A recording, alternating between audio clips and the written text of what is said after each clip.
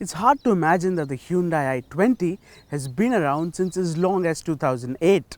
Yes, it has received its updates over the years, but still 11 years is a long time.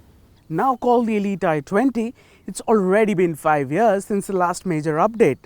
So does it still have enough charm left to woo the buyers? Well, we answer that question by telling you 5 things that still work for the Elite i20 and 2 things that don't.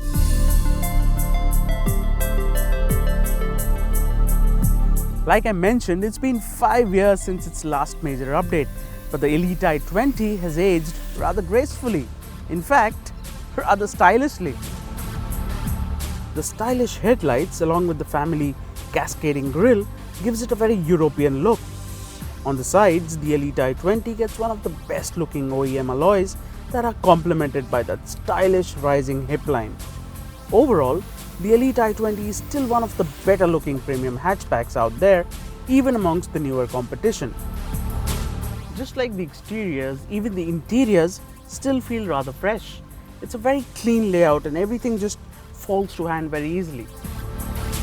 There is soft touch padding around the armrest and top half of the dash, supplemented by silver trim highlights on the center console. The recent update is the addition of new buttons on the steering wheel and new trim colors. Another of the i20's highlights has been space. As you can see, there's enough legroom here, and it's also wide enough to accommodate 3 people comfortably.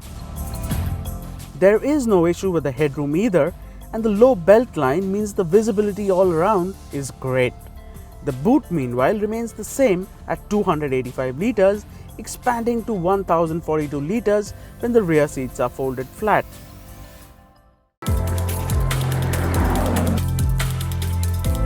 Hyundai has recently tweaked the rear suspension in the Elite i20, and as compared to before, feels a lot better. You can actually feel the upgraded rear end, improving the car's high-speed manners with less of the up and down movement. It also retains its class-leading refinement over bad roads. Road noise is minimal and the suspension remains rather quiet over jittery surfaces. The Elite i20 can be had with 2 engine options. One is a petrol 1.2 litre engine and the other is a 1.4 litre diesel that we're driving right now. Hyundai has recently tweaked this engine for better low-end response and upped the efficiency as well. With just 1400cc to play with, it's not the punchiest motor out there, but has more than enough torque to dart into gaps in traffic or cruise at comfortable triple-digit speeds. A special mention here goes out to the 6-speed manual gearbox, which is incredibly precise, easy to use and supplements the linear torque delivery.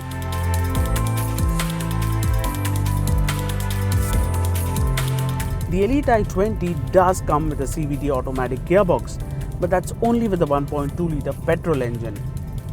Now this 1.4 litre diesel is an extremely popular variant, and we can't help but miss an automatic gearbox with this engine. Hyundai already has an automatic gearbox for the diesel Creta, and we hope they get one for the diesel i20 as well. As sporty as the Elite i20 looks, it isn't really the sportiest to drive. The steering feel is still inconsistent off center and there is more body roll than what you would expect. Also, the clutch feel isn't too linear and the action is just too springy, which mars the overall driving experience. So does the Elite i20 still make a good buy? Well, we think it does. It's still one of the most stylish looking premium hatchbacks out there. It's got plenty of features and is quite spacious too. Well, we do wish Hyundai offers an automatic gearbox for this diesel variant soon. And as for us enthusiasts, Hyundai, can we please have the i20 in?